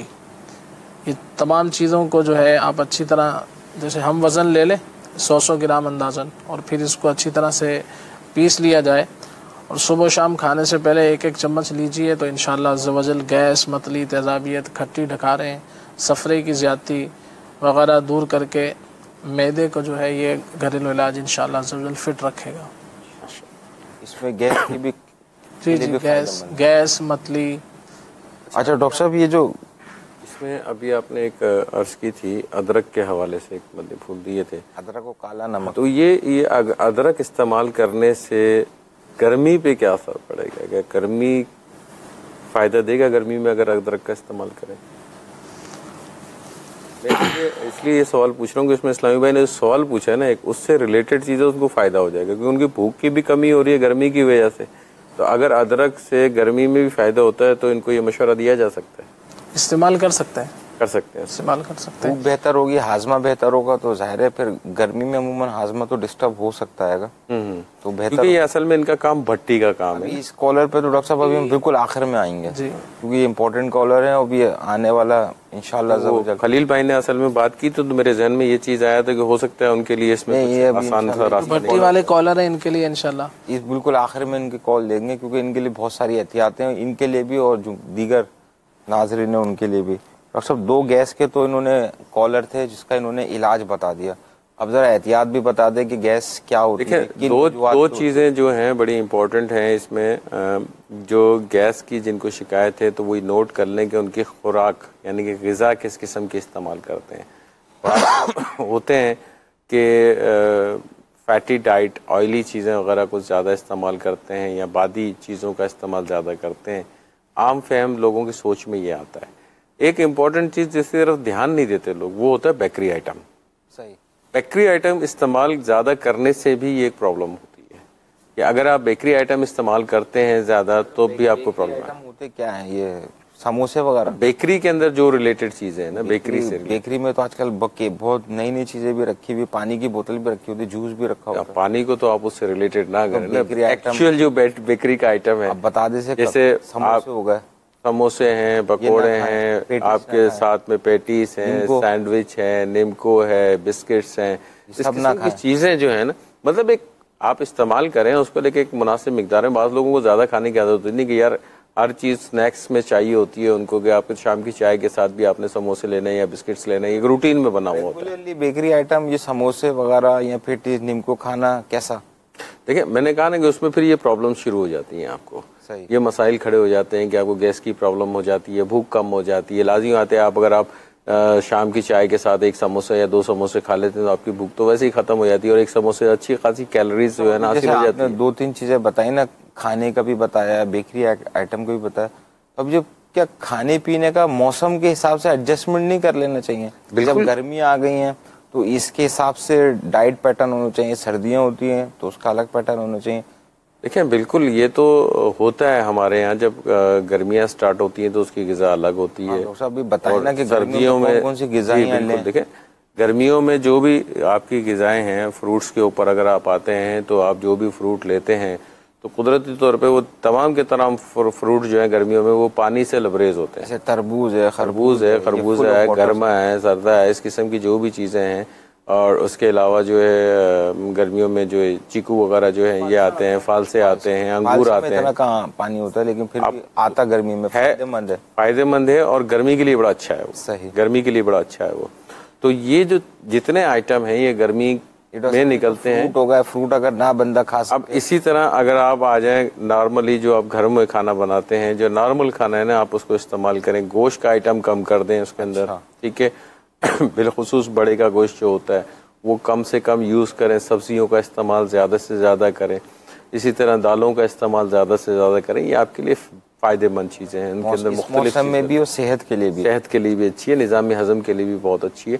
गोश्त बंद नहीं कर रहे हम, कम कर रहे हैं। कम से कम कर दें, जितना मिनिमाइज कर सकते हैं, कम से कम कर सकते हैं उतना कम करें। और साथ में जोर जो है आपका सब्जियों पे ज़्यादा होना चाहिए, दालों पे ज़्यादा होना चाहिए। तो उससे आपका निज़ाम हज़म काफ़ी हद तक बेहतर रहेगा। इसमें ये भी है कि गर्मियों में जो है वो ठंडे मसाले इस्तेमाल किए जाएँ। मेरे आका शेख तरीक़त मसाले सुने मैंने, अमीर अहले ठंडे मसाला आज सुन रहा हूँ, आप बता दें। जी, मेरे आका शेख तरीक़त अमीर अहले सुन्नत दामत बरकातुहुम आलिया अपने बहुत ही प्यारे रिसाले गर्मी से हिफाजत के मदनी फूल के सफ़ा नंबर 7 पर तहरीर फरमाते हैं कि गर्मियों में गर्म तासीर वाले मसाले के बजाय ठंडे यानी ठंडी तासीर वाले मसाले जो है अपने खाने वगैरह में जैसे इस्तेमाल करें। तो इसमें कौन कौन से आते हैं कि मसलन हल्दी है, खुश्क धनिया है, सफ़ेद ज़ीरा है, इलायची है, दारचीनी है, टमाटर हैं, लीमू है, दही, आलू बुखारा, इमली, हरा धनिया और पुदीना वगैरह खाने में डालने जो है ये मुनासिब होते हैं। और गरम मसाले डालने हों तो काली मिर्च, हरी मिर्च या पिसी हुई लाल मिर्च वगैरह जो है ना ये कम मिकदार में डाली जाए। इसमें तो किताब रिसाले के अंदर इतर भी जो इस्तेमाल है अमीर अहले सुन्नत ने इस पर भी तवज्जो दिलाई है कि इस गर्मियों में किस तरह का इतर का इस्तेमाल किया जाए? जी जी, खुशबू का बिलखुसूस तहरीर फरमाते हैं आपके गर्मियों में अच्छी अच्छी नीयतों के साथ ठंडी तासीर वाले इत्रियात, मसलन जो है शमामतुल अंबर, ये एक इत्र है। इसी तरह से हिना, गुलाब, संदल, मोतिया, खस, केवड़ा, चंपा वगैरह कपड़ों पर लगाना मुफीद है। इसी तरह से मुश्क, कस्तूरी, ऊद, अंबर, ज़ाफ़रान वगैरह इत्रियात गर्म तासीर वाले हैं, ये सर्दियों में लगाने चाहिए। ये तो ये किसके किताबचे के अंदर सब चीज़ें मौजूद हैं? ये किताब जो अमीर अल सुन्नत का रिसाला है, इसी में से मैंने अर्ज़ किया। तो फिर मज़ीद आप फरमाते हैं कि याद रखें ये तासीर जो है असली इत्रियात की है, कि जो असली इत्रियात होते हैं मिलावट जिनमें नहीं होती है। आजकल जैसे कि इसमें केमिकल वगैरह शामिल हो जाता है तो फिर इनकी तासीर में जो है कुछ कमी आ जाती है। फिर मज़ीद आप एहतियातन आपने लिखा है कि इस्लामी बहनें ऐसा इत्र ना लगाएं कि जिसकी खुशबू फैलती हो। सही। अच्छा, इसमें अगली कॉल की तरफ चलते हैं हम कि ठंडे पानी से नहाने के हवाले से। सब ये बड़ा अच्छे कॉलर थे जो कॉल करने बहुत सारी कवरिंग की है। अभी भी इन्होंने एक तो गर्मी की एहतियात है, फिर गर्म पानी से नहाने का। अब इस पे ये बड़ा अच्छा कॉलर है। देखें, इसमें ठंडे पानी से मुराद भी तवज्जो दिलाई थी कि गर्मी के अंदर हैं, फिर अचानक से ठंडी में आ जाते हैं, सर्द एसी में, फिर अचानक से बाहर चले जाते हैं। इस पे बॉडी, इस पे क्या असर हो सकता है? देखिए, आपकी बॉडी पे डेफिनेटली जो टेम्परेचर है उसका असर तो पड़ता है। और इसी तरह इस पे भी आप करते हैं, जब आप नहाने बाहर से आते हम फिर शावर लेने या नहाने चले गए और एकदम ठंडे पानी से नहा लिया, तो दोनों सेम सिचुएशन हो गई। देखिए, आप जब गर्मी से आते हैं तो एक उसूल है कि फौरी तौर पे नहीं नहाना चाहिए, फौरी तौर पे पानी नहीं पीना चाहिए। देखिए, होता क्या है आजकल के गर्मी से आते हैं तो पहले जाते हैं जी ठंडा पानी लेकर आ जाएं, और ठंडा पानी भी जो है ना वो एक सांस में कोशिश करते हैं, चढ़ा जाते हैं एकदम जल्दबाजी के अंदर। वो मतलब एक तो ठंडा पानी, ऊपर से तरीका गलत है। सही। दोनों सूरतों में आपकी बॉडी के लिए इफेक्ट। डॉक्टर साहब, ये जो अभी ने आपने तवज्जो दिलाई ना कि ठंडा पानी एकदम आते ही और एक सांस के अंदर, इसका एक साइड इफेक्ट होता है, कॉम्प्लिकेशन होती है कि जो खाने की नाली होती है, ये ऊपर का जो हिस्सा होता है इसमें स्केलेटल मसल होते हैं और नीचे जो होते हैं स्मूथ मसल होते हैं। अगर एक सांस में ठंडा पानी एक साथ पिया जाए तो जो स्केलेटल मसल यानी ऊपर जो गले के नीचे से जो 1/3 एरिया जो होता है, इसमें स्पाज्म होने का रिस्क होता है। अगर इसमें स्पाज्म हो यानी अकड़ जाए तो इसको जिनको होगा तजुर्बा, उनको तजुर्बा होता है कि बहुत सिवियर पेन हो रही होती है और ये फिर लीड कर रही होती है हार्ट बर्न की तरफ। जी बिल्कुल, ये एक नुकसान है एक साथ एक सांस में ठंडा पानी पीने का। बिल्कुल, इसमें डेफिनेटली जो भी इस्तेमाल करते हैं उनके लिए प्रॉब्लम तो हैं, और ठंडे पानी के अपने नुकसान हैं। ठीक है, बात वही तरीका है, उसके नुकसान भी आपने लिए। ठंडा पानी एकदम पिया, उसके नुकसान भी आपने लिए। ठंडा पानी एकदम आप बॉडी के अंदर जाएगा तो फिर वही ठंडे पानी के जो मामलात होते हैं, निज़ाम हज़म के जो मामलात होते हैं, वो सिस्टम आपका स्टार्ट हो जाए। घर में आते एकदम ठंडा पानी ना पिए। नहीं, बिल्कुल, आप थोड़ा सा रेस्ट करें। रेस्ट करने के बाद जो है आप पानी, मतलब इतना है कि थोड़ा सा आपका सांस बराबर आ जाए, कुछ पसीना खुश्क हो जाए आपका, उसके बाद आप पानी इस्तेमाल कर सकते हैं। और बेहतर ये है कि सादा पानी हो या बहुत मटके का पानी हो, वो ज़्यादा इफेक्टिव होगा आपकी प्यास बुझाने के लिए। सही। बनिस्बत इसके कि चिल्ड वाटर आप लेते हैं, वो चिल्ड वाटर से आपको ज़हनी तस्कीन ज़रूर मिलेगी, प्यास आपकी नहीं बुझेगी। प्यास आपकी बुझेगी जो आपका टैप वाटर है, नॉर्मल वाटर है, उससे आपकी प्यास डेफिनेटली बुझ जाएगी। तो ये एहतियात करनी चाहिए। इसी तरह नहाने में भी एहतियात करनी चाहिए कि आप फौरी तौर पे जो है ना नहाने के लिए वॉशरूम में आए और आपने जाके जो है ना वॉशरूम में जाके आपने नहाना शुरू कर दिया, वो भी आपके लिए नुकसानदेह होगा, और वो भी ठंडे पानी से। ठंडे पानी से मुराद यहाँ पे चिल्ड वाटर नहीं है। आप गर्मियों में तो लगता नॉर्मल पानी भी ठंडा ही लग रहा होता है। हाँ, नहीं, गर्मियों में जो पानी आ रहा होता है, जैसे फर्ज करें कि उमूमी तौर पे टंकियां वगैरह लगी होती हैं, ओवरहेड टैंक लगा हुआ होता है, उसके अंदर अगर जो इंडोर लगी हुई है तब तो ठीक है, लेकिन जो आउटडोर से होती है, जैसे मिसाल के तौर पे बेंगलोर वगैरह के अंदर लगी हुई है, ऊपर छत के ऊपर लगी हुई है, तो इनिशियली तो वो आएगा गर्म पानी। सही। ठंडा तो बाद में आना शुरू होता है कि जब तक वो पाइप का पानी नहीं निकल जाता गर्म पानी, उसके बाद वो ठंडा पानी आना शुरू होता है। तो इंडोर वालों के जो जिनकी जैसे फ्लैट्स हैं या उन्होंने अपने घर में टंकी लगाई हुई है और वहाँ से वो पानी उनको मिल रहा है, तो वो उमूमी तौर पे ठंडा मिलता है, तो उसमें एहतियात करनी चाहिए। बिल्कुल चिल्ड वाटर नहीं होता है बिल्कुल भी कि आप उससे बिल्कुल नहाए नहीं, लेकिन एक एहतियात ये करनी है कि आप पसीने के साथ फौरन नहीं नहाएंगे। सही। ये आपने इसमें एहतियात करनी है ये नहीं कि आपने वो उस ठंडे पानी से नहीं नहाना, सही चिल्ड नहीं होना चाहिए पानी कि आप उसमें बर्फ डाल के नहाना शुरू करते हैं, वो नहीं पेशेंट है करते हैं ऐसे, सही कह रहे हैं आप, ऐसे काफी लोग हैं जो करते हैं कि उनको वो बर्फ डाल दिया उन्होंने बाल्टी के अंदर, उससे गुस्ल कर लिया उन्होंने। ऐसे डॉक्टर पेशेंट आए मेरे पास, मैंने देखे हैं वो ऐसे इस्तेमाल करते रहे। क्या क्या कंप्लेंट्स क्या थी बेसिकली उनको? उनकी कंप्लेंट फिर साइनस की कंप्लेंट थी। अच्छा, वो नज़ला वगैरह और वो नाक वाक बंद हो जाना, ये प्रॉब्लम्स हो जाती है। साइनस के प्रॉब्लम होगी, बाहर निकलेंगे फिर ठंडे एनवायरनमेंट में आ जाएंगे तो फिर साइनसाइटिस की तरफ जाएगा, चेस्ट इन्फेक्शन पे भी चले जाते हैं। बिल्कुल, आपके इस जवाब से इस्लामी भाई को वो जवाब भी मिल गया कि इनसे क्या प्रॉब्लम्स हो सकती हैं। सही। तो इसमें यकीनन जो अपर जीआईटी है, यानी कि आपके नाक कान हलक के जो मसाइल होते हैं वो भी आपको पैदा हो सकते हैं, और नज़ले की शिकायत हो सकती है, गला ख़राब हो सकता है, अगर आपका क्या कहते हैं खांसी वगैरह भी हो सकती है, आपका सीना भी ख़राब हो सकता है, नज़ला अगर दबा के अंदर गिरना शुरू हो गया तो इस ज़रा सी बद एहतियाती की वजह से बड़े मसाइल आपके साथ खड़े हो सकते हैं। तो एहतियात करनी चाहिए, दोनों सूरतों के अंदर कोशिश करें कि ज़्यादा ठंडा पानी भी ना पिएं, और फ़ौरन घर से बाहर से जब आते हैं तो फ़ौरन तौर पे गुस्ल की तरफ ना जाएं, कुछ तवक्कुफ़ करने के बाद, वक़्फ़ करने के बाद फिर आप। अभी आ गए एक कॉलर जो भट्टी का काम करते हैं, आउटडोर काम करते हैं, और ये अब रमज़ान शरीफ की अल्लाह के करम से आमद है, तो अब इनका रोज़े रखना, और ऐसे जितने भी मदनी चैनल के नाज़रीन हैं जो आउटडोर काम करते हैं, बाहर काम कर रहे हैं, अब रमज़ान चूँकि गर्मी के मौसम में आएंगे तो जनरल एक थोड़ा सा ओवरव्यू कि रोज़े तो रख ही सकते हैं हर सूरत में, लेकिन क्या क्या चीज़ें करें तो हम रोज़े अच्छी तरीके से रख सकें। देखें, सबसे इम्पोर्टेंट चीज़ तो ये है कि गर्मी की एहतियातों में 4-5 एहतियातें हैं। पहले हम वो तस्करा कर दें, फिर उसके बाद हम इसके जवाब के ऊपर आते हैं। इसमें जो एक सबसे बड़ी एहतियात जो है, सबसे इम्पोर्टेंट ये है कि आपके जो रोज़मर्रा के काम हैं, डेली रूटीन के जो काम हैं, कोशिश करें जो आपके पीक टाइमिंग्स हैं धूप के, उनसे अवॉइड करें, उनसे बच के वो काम निपटाने की कोशिश करें। ठीक है, पीक टाइम जैसे अब 11-12 बजे के बाद से पीक टाइम शुरू हो जाता है, तकरीबन 3 से 4 बजे के दरमियान ये पीक टाइम रहता है। इस टाइम से हट के आप कोशिश करें कि दूसरे टाइम को आप यूटिलाइज करें। नंबर 2, जब भी आप बाहर निकलें लाइट कलर कपड़े पहन के निकलें, ग्लासेस वगैरह लगा के, मतलब कोई डार्क कलर का चश्मा वगैरह लगा कर निकलें, या सर भी ढाँप के निकलें। सही। तौलिया वगैरह डाल लें, हमामा शरीफ की अगर है तो, मदीना नहीं तो टोपी आप इस्तेमाल कर सकते हैं, सादा चादर भी डाल सकते हैं, ये करें। नंबर 3, पानी का इस्तेमाल ज़्यादा करें। सही। कहीं भी आप गर्मियों में पानी का इस्तेमाल ऑटोमेटिकली आप बढ़ा दें।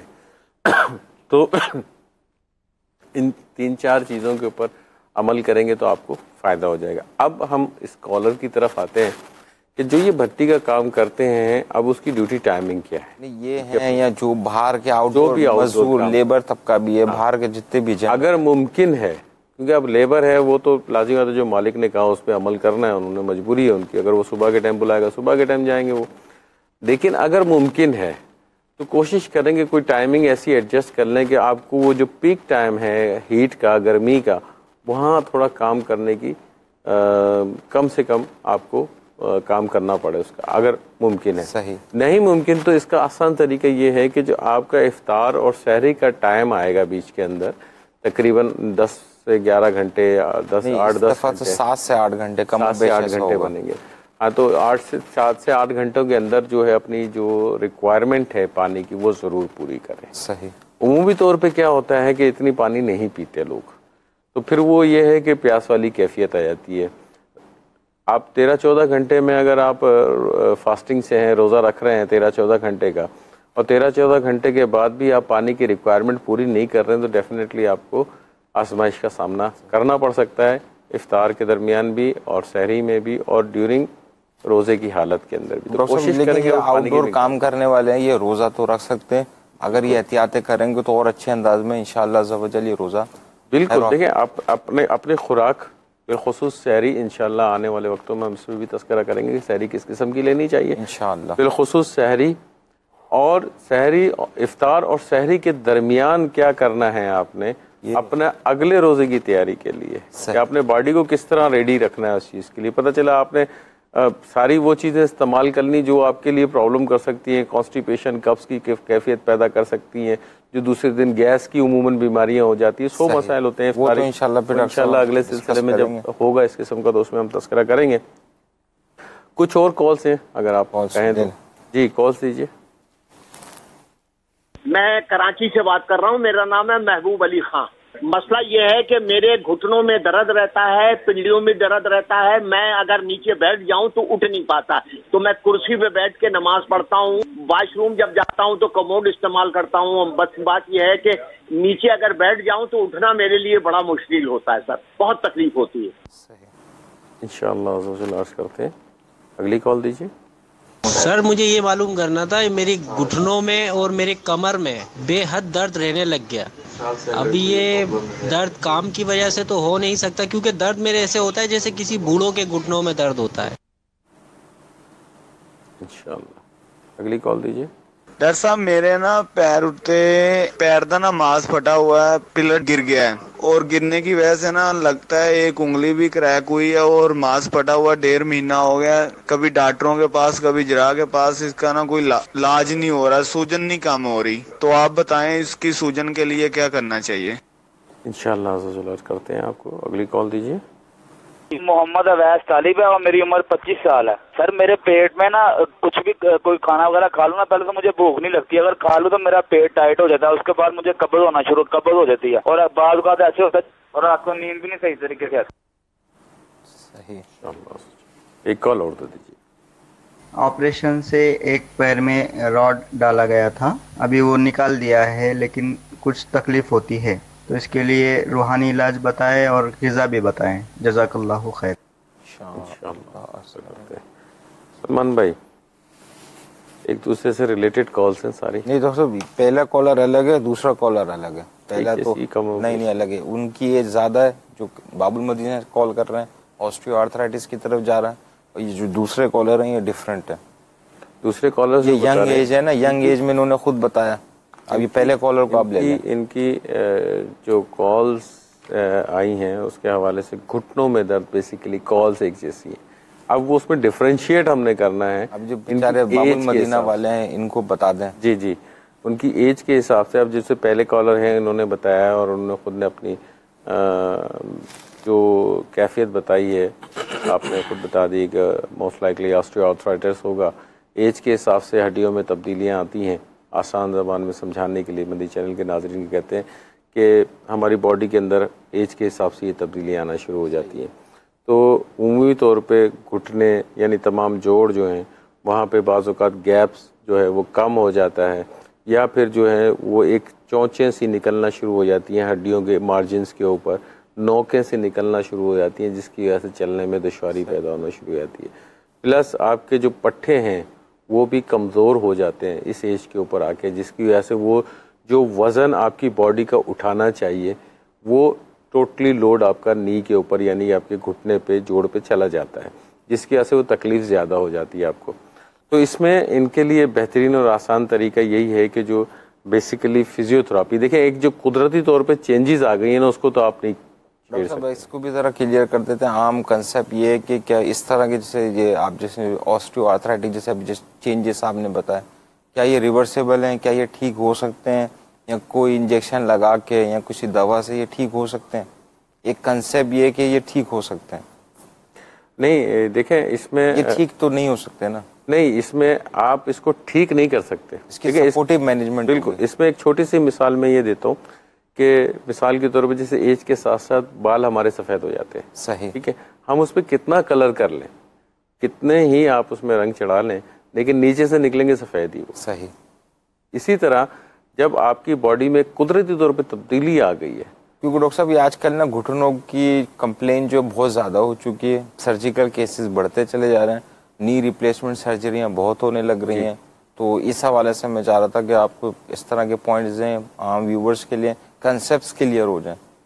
देखिए इसमें वही होता है कि ऑस्टियोआर्थराइटिस कौन से स्टेज पे, अगर वो एडवांस स्टेज के ऊपर है, मतलब एक्चुअली ऐसा पहुंच गया है कि अभी जोड़ इस काबिल ही नहीं रहा है कि इसके ऊपर कोई फिजियोथेरेपी करवाई जा सके। सही। तो फिर एक आखिरी स्टेज ये होता है कि आप ऑपरेट करवा कर सर्जिकल ऑप्शन हो गया, वो सर्जिकल ऑप्शन हो गया उसको, वो बिल्कुल लास्ट। जब तक कि आप मूव कर सकते हैं, काम कर रहे हैं, तो उस वक्त तक तो आप कोशिश ये करेंगे मोबाइल। देखिए इसमें मैं वही अर्ज कर रहा हूँ, इसमें इम्पोर्टेंट चीज़ क्या होती है, जो फिजियोथेरेपिस्ट होता है उसका बहुत बड़ा रोल होता है। जो आपका वर्जिश कराने वाला बंदा होता है उसकी बड़ी जिम्मेदारी होती है, उसको फॉलो करना होता है, बहुत ज़रूरी होता है। क्योंकि जब तक आप उसकी इंस्ट्रक्शंस को फॉलो नहीं करते, उसकी हिदायत पे अमल नहीं करते हैं, आपको ये प्रॉब्लम रहेगी। वो कुछ अरसे आपको फिजियोथेरेपी करवाएगा, करवाने के बाद सिखा देगा। बहुत आसान सी सिंपल सी फिजियोथेरेपी होती है, एक्सरसाइज होती है। फिजियोथेरेपी भी तो बहुत महंगी होती है ना, पर सेशन 1 घंटे के चार्ज हो रहे होते हैं। कोई अफोर्ड ना कर पाए तो घर में किस तरह कर मैं वही अर्ज कर रहा हूँ, इसमें गवर्नमेंट सेक्टर में जब आप जाते हैं तो वहाँ पे फ्री ऑफ कॉस्ट होती है। लेकिन गवर्नमेंट सेक्टर में जब जाते हैं तो अक्सर कभी मिलता ही नहीं फिजियोथेरेपिस्ट। नहीं, फिजियोथेरेपिस्ट मिलते हैं, बड़े बड़े सेंटर वो खुले हुए हैं इनके, फिजियोथेरेपिस्ट मिल जाते हैं। 2-3 दफा जाना पड़ेगा।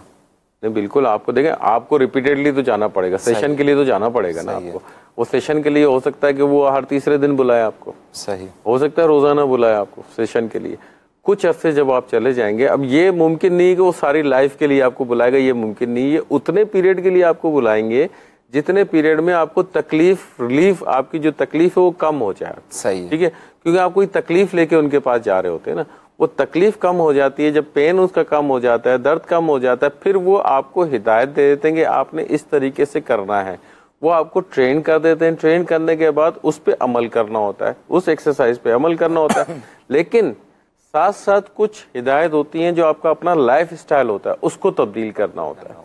क्योंकि अगर आपने अपना लाइफ स्टाइल तब्दील नहीं किया होता, वो ग़िज़ा से रिलेटेड होता है, आपके उठने बैठने से रिलेटेड होता है, आपके चलने से रिलेटेड होता है, आपके काम करने से रिलेटेड होता है, उसको वो गाइडलाइन देते हैं कि आपका जो भी काम होता है आपने किस तरीके से उसको सर अंजाम देना है। तो आपने हर हाल में उस पर अमल करना है। जब आप इन दोनों कॉम्बिनेशन के साथ अपने ऊपर अमल करना शुरू कर देते हैं तो आप उस तकलीफ का जो रेशो है आर्थराइटिस का, हड्डियों की तकलीफ जो जोड़ों में होती है, उसको आप कम कर देते हैं। सही, वो कम हो जाता है। और जब आप एक्सरसाइज करते हैं, खुद से एक्सरसाइज करने लग जाते हैं, तो वो जो एक्सरसाइज होती है वो बेसिकली आपके जो पट्टे होते हैं उस पर मजबूती पैदा कर देती है। जब पट्टों पे मजबूती पैदा हो जाती है तो वो जो आपका वजन जो होता है वो 3 हिस्सों में डिवाइड हो जाता है, बजाय इसके कि सिर्फ घुटने पे पड़ रहा होता है। ठीक है, वो आपके ऊपर के पट्टों पे भी आ जाता है, वो नीचे के पट्टों पे भी आ जाता है। तो वो डिवीजन होने की वजह से आपका लोड भी कम पड़ जाता है, जिसकी वजह से आपकी तकलीफ की जो शिद्दत होती है उसमें काफ़ी हद तक कमी आ जाती है।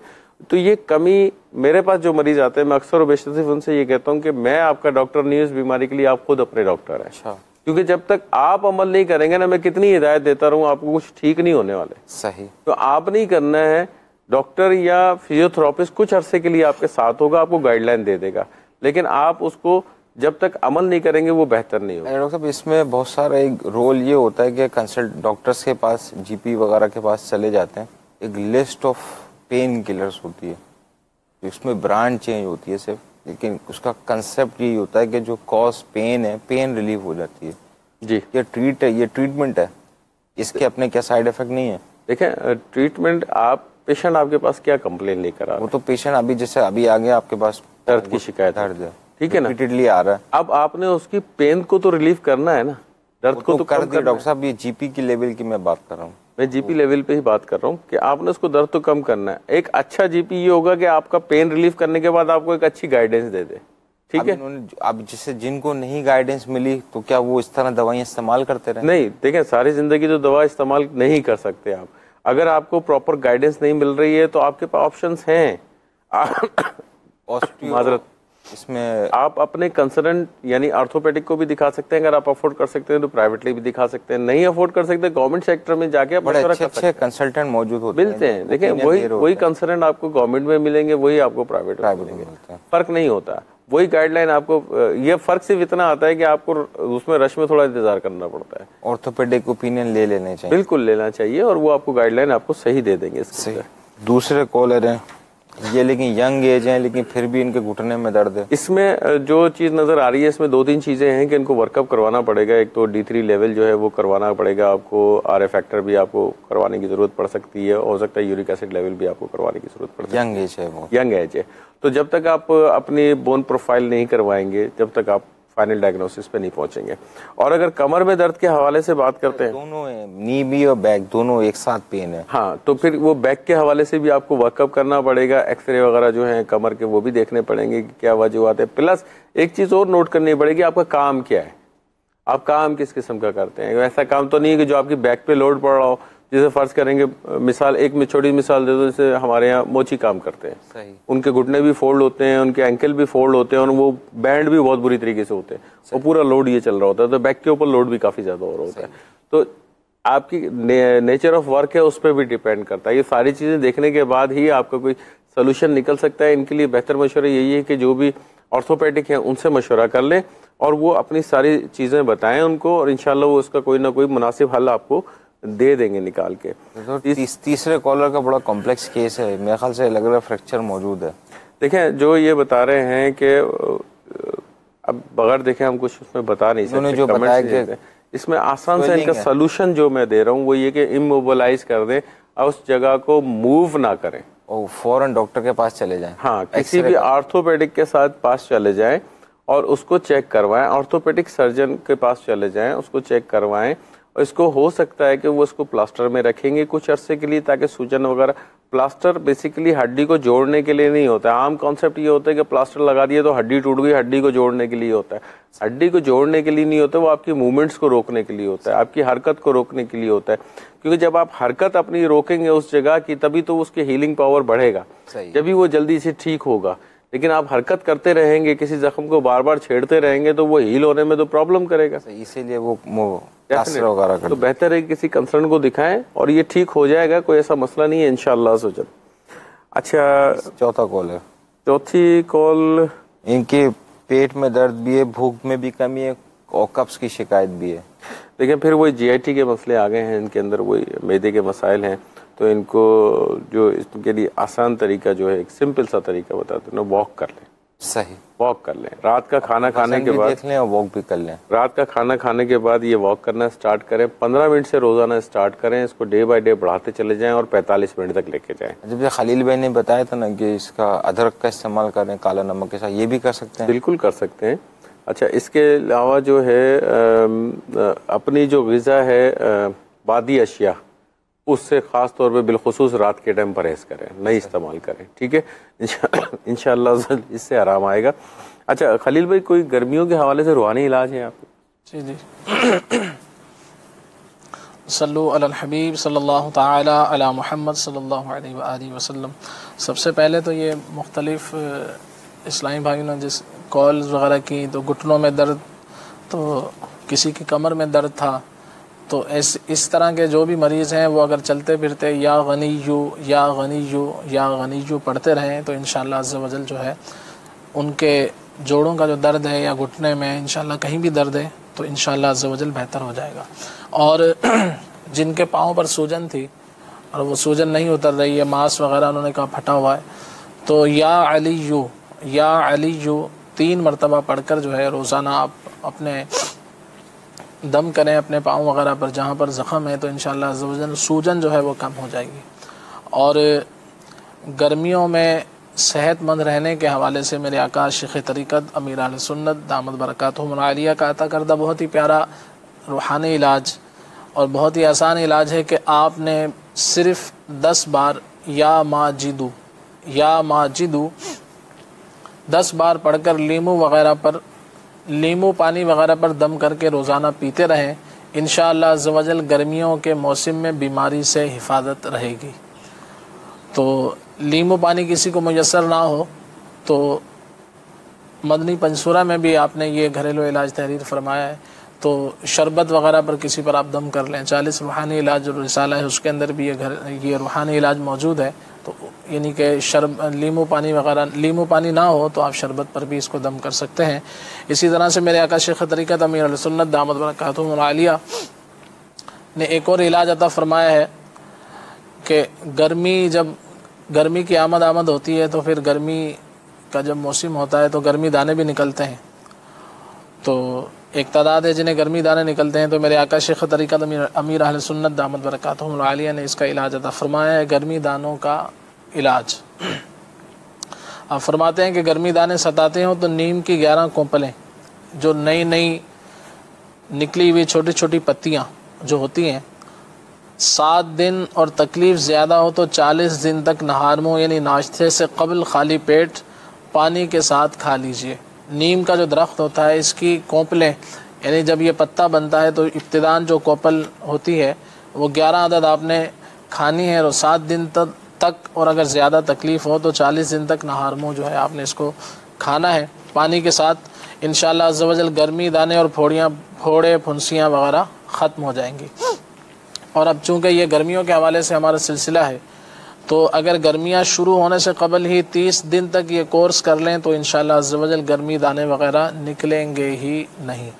तो हो सके तो जिन जिन को मुयस्सर है तो वो ये इलाज ज़रूर कर लें, इंशाअल्लाह अज़्ज़ा वजल जो है गर्मी दानों से महफूज रहेंगे। और वो जो भट्टी में काम करते हैं उनके हवाले से भी अर्ज़ है कि आमले का मुरब्बा एक आता है, आमले का मुरब्बा, तो ये 1 अदद जो है आप अगर सुबह में खा लें और दिन में 3 मरतबा, जैसे अभी तो रोज़े नहीं हैं जो लोग नहीं रख रहे, अभी बहुत सारे इस्लामी भाई अल्हम्दुलिल्लाह नफली रोज़े रख रहे हैं, तो इन्होंने रमज़ान के हवाले से कहा कि मैं भट्टी का काम करता हूँ, तो सहरी और इफ्तार में जो है 1-1 अदद जो है आमले का जो मुरब्बा है इसका 1-1 पीस खा लिया जाए। और अगर शुगर का किसी को मसला है तो वो इसको धो लें, इसकी मिठास वगैरह कम हो जाएगी, तो फिर इस्तेमाल कर लें, तो इससे जो है प्यास वगैरह भी नहीं लगेगी और कमज़ोरी भी जो है इस इंशाअल्लाह अज़्ज़ा वजल दूर होगी, और मैदा जो जिगर जो है इसकी गर्मी भी इंशाअल्लाह दूर होगी और इंशाअल्लाह ताकत भी मिलेगी।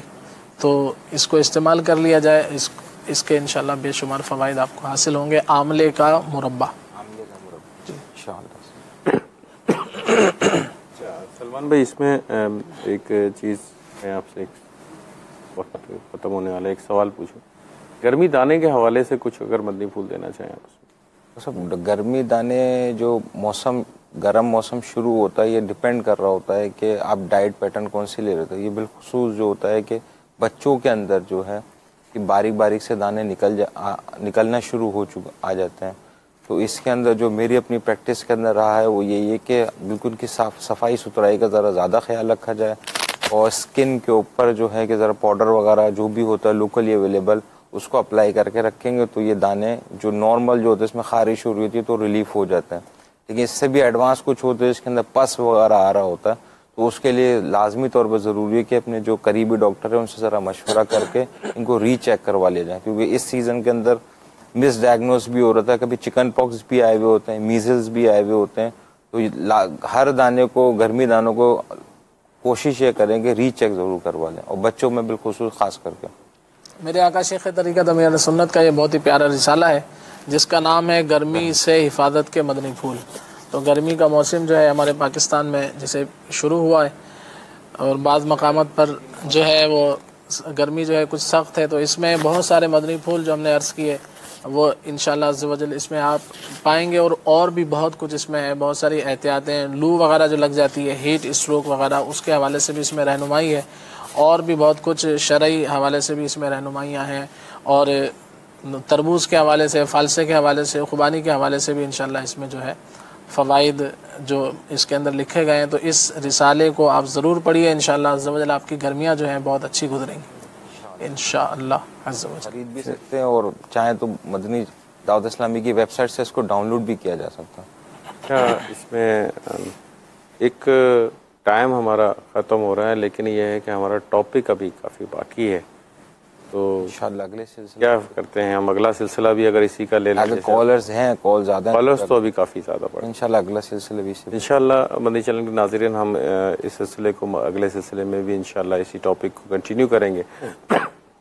अगले सिलसिले में इंशाअल्लाह हम एक जो है घरेलू इलाज के हवाले से कोई शरबत बनाने का कोई अंदाज़ बता देंगे कि जो गर्मी भी उससे ख़त्म हो और गर्मी भी कम लगे, प्यास भी कम लगे, घबराहट, मतली, बेचैनी जो होती है इंशाअल्लाह वो इससे दूर होगी और बहुत बेहतरीन और आसान। ऐसे मशरूबात भी दे दीजिएगा जिसमें जुमला कमज़ोरी, जुमला ताकत की इजाफे के लिए भी बेहतर हो, तो इस तरह के मशरूबात दे दीजिएगा इंशाअल्लाह अज़्ज़ा वजल। सही काम है मदीना। इसमें कुछ टॉपिक रहेंगे। इम्पॉर्टेंट चीज़ जो है वो है हीट स्ट्रोक यानी लू की हालत में। इंशाल्लाह अगले सिलसिले में हम इसके ऊपर भी बात करेंगे और लू के हवाले से जो इलाज है वो भी हम खलील भाई से भी इस सिलसिले में लू के हवाले से इलाज जो है वो भी हासिल करेंगे। इंशाअल्लाह अज़्ज़वजल अगले सिलसिले में हम यही टॉपिक लेके हाजिर होंगे। सल्लु अलल हबीब सल्लल्लाहु तआला अला मुहम्मद सल्लल्लाहु अलैहि वसल्लम। रसूले पाक की दुखियारी उम्मत पर इनायत कर, मरीजों गमज़दों आफत नसीब